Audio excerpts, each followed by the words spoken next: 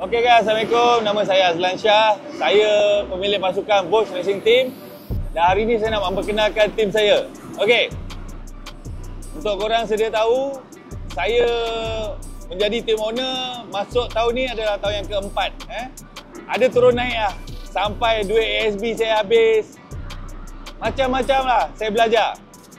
Dan Alhamdulillah tahun ni saya diberi kesempatan daripada M-Force untuk menjalankan satu projek besar, iaitu Bosch Racing Team. Tim ni sangat komplit lah bagi saya.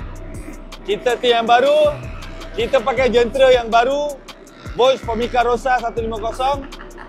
Kita R&D, kita develop, kita cari sampai dapat. So bagi saya dah try motor ni dekat Lita. Kita dah uji ketahanan enjin dia. Karakter enjin memang high RPM. Dia middle dengan high RPM, and then dia punya handling dan grip memang menarik. Motor ni memang bagi feeling grip yang bagus. Enjin, karakter yang berbeza. Maknanya rider kena pandai carry curi corner, curi throttle dalam corner, high speed. So karakter motor yang sangat berbeza daripada motor yang sedia ada. Apa benda yang kita buat tahun ni semuanya baru. So macam Asia, Lita yang kekal, Lita besar. Dengan spek yang berbeza dengan Caprik.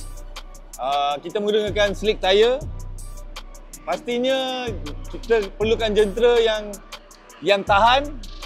Dan seperti biasa, rider perlu juga pandai untuk mencari kelajuan di corner. Sama juga dengan Caprik sekarang ni. Motor kita memang berbeza dengan motor orang lain. So rider kena pandai untuk cari macam mana nak tackle motor ni punya bagus dalam corner, keluar corner.